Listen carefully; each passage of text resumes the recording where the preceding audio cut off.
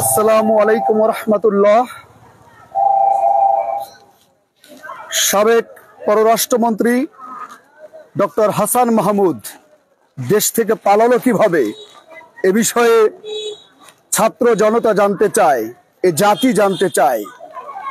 এই দুর্নীতিবাজ, লম্পট, অন্যায়কারী, খুনি, চাঁদাবাজ, টেন্ডারবাজ, দখলদার এই সাবেক পররাষ্ট্রমন্ত্রী কিভাবে পালালো।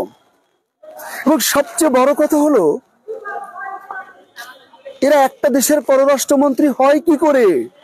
আপনাদের মনে আছে না, এই সেই হাসান মাহমুদ 2013 সনে যখন রানা প্লাজা ধসে পড়ে গেল, তখন হাসান মাহমুদ বলেছিল জামাত শিবিরের লোকেরা বিল্ডিং ধরে ধাক্কা ধাক্কি করছিল আর এই কারণে বিল্ডিংটা পড়ে গিয়েছে। কি আশ্চর্য ব্যাপার, এদের মাথায় কি আছে আমার জানা নাই। হ্যাঁ, তিনি ডক্টরেট করুক আর যাই করুক, একটা পাগলের পক্ষেও কি এই কথা বলা সম্ভব?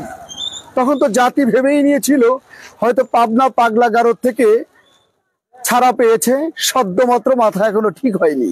তাহলে কি করে বলতে পারে যে একটা 5 তলা ভবন ধাক্কা ধাক্কি করলো, জামাত শিবির আর পড়ে গেল?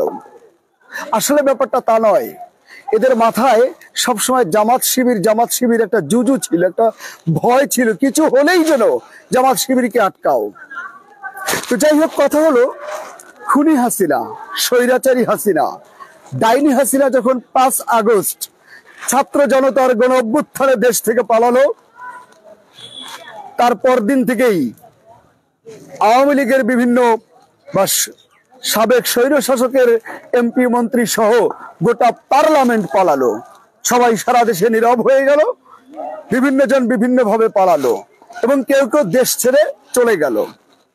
আমরা জানি, আমরা বেসরকারি টিভি চ্যানেলের মাধ্যমে জানতে পেরেছিলাম 6 আগস্ট আইসিটি প্রতিমন্ত্রী জুনায়েদ আহমেদ পলক এবং হাসান মাহমুদ, এই দুইজন হযরত শাহজালাল ইন্টারন্যাশনাল এয়ারপোর্টে ধরা পড়লো। ধরা পড়ার পর আমরা নিশ্চিত হলাম যে তাদেরকে খুব দ্রুতই আদালতে দেখানো হবে এবং স্বাভাবিকভাবে তারা যে অপরাধী তাদেরকে রিমান্ড চাইবে। কিন্তু দেখা গেল জুনায়েদ আহমেদ পলককে গ্রেপ্তার দেখানো হলো, কিন্তু হাসান মাহমুদকে গ্রেপ্তার দেখানো হলো না কেন?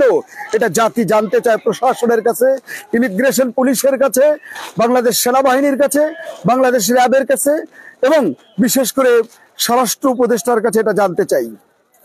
এরপর গত 14 তারিখে বিবিসি বাংলায় রিপোর্ট করা হলো যে হাসান মাহমুদ সে ইমিগ্রেশন পুলিশের কাছে আছে।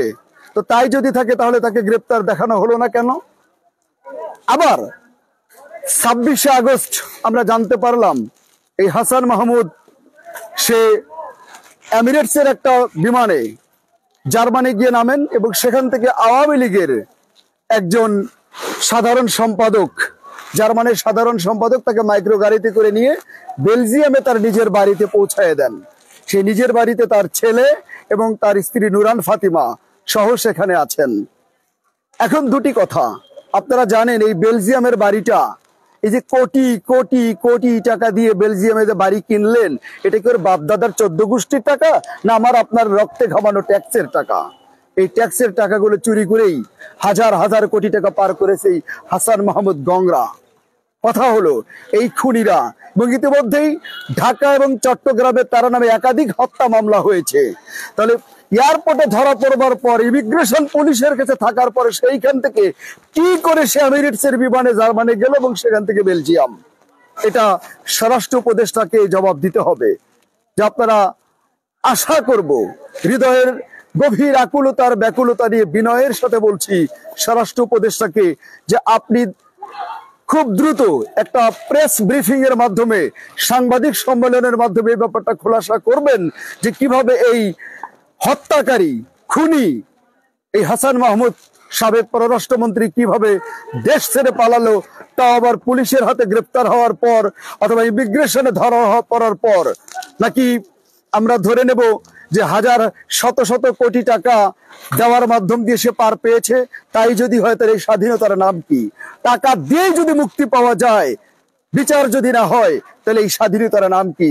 ছাত্র জনতা বুকের তাজা রক্ত ঢেলে দিয়ে যে গণঅভ্যুত্থান ঘটিয়ে খুনি হাসিনাকে বিদায় করলো, স্বৈরাচারীকে বিদায় করলো, সেই স্বৈরাচারীর প্রেতাত্মারা এখন এই বাংলাদেশে ঘুরে বেড়াচ্ছে। তারা নানান টেন্ডারবাজি, দখলবাজি, চাঁদাবাজি, নানান কিছু করতে যেন না পারে, সেই কারণে তাদের অবৈধ অস্ত্রগুলো তাড়াতাড়ি দখলে নিয়ে নিতে হবে, এবং যৌথ বাহিনীর ব্যাপারে কাজ শুরু করেছে। এজন্য যৌথ বাহিনীকে ধন্যবাদ জানাই হৃদয়ের গভীর থেকে। কিন্তু প্রশ্ন একটাই, হাসান মাহমুদ পালালো কিভাবে? আমরা আশা করব আন্তর্জাতিক মানবাধিকার ট্রাইব্যুনালে এই হাসান মাহমুদের বিচার করে, প্রয়োজনে জাতিসংঘের সাথে যোগাযোগ করে ইন্টারপোলের মাধ্যমে যে কোনো মূল্যে হাসান মাহমুদকে ফেরাতে হবে। কারণ এরা যদি এদেশে বিচারের মাধ্যমে এদের পরিপূর্ণ শাস্তি নিশ্চিত না করা যায়, তাহলে অনাগত দিনে নতুন কোন সরকার এসে স্বৈরাচারী হওয়াটা তাদের ডাল ভাত হয়ে যাবে। তারা তো মনেই করবে 1000 কোটি টাকা পাচার করে দিলেও এদেশে কোনো বিচার হয় না, পালিয়ে চলে যাওয়া যায় টাকার বিনিময়ে। তাহলে কি হবে?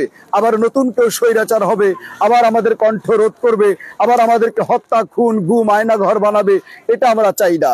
আর এটা থেকে বাঁচতে হলে ইন্টারপোলের মাধ্যমে, আন্তর্জাতিক ট্রাইব্যুনালে বিচার করে ইন্টারপোলের মাধ্যমে হাসান মাহমুদকে বেলজিয়াম থেকে ফিরিয়ে এনে শাস্তি নিশ্চিত করতে হবে। এটাই ছাত্র জনতা হৃদয়ের দাবি।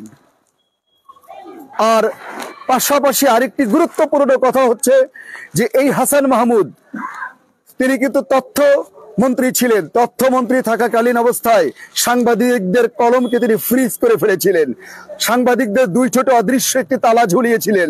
সাংবাদিকদের কণ্ঠে একটি অদৃশ্য তালা ঝুলিয়েছিলেন এবং কণ্ঠে এমন ভাবে রোধ করেছিলেন যে তথ্য সম্প্রচার তো দূরের কথা, বিটিভি হয়ে গিয়েছিল বাতাবি লেবু।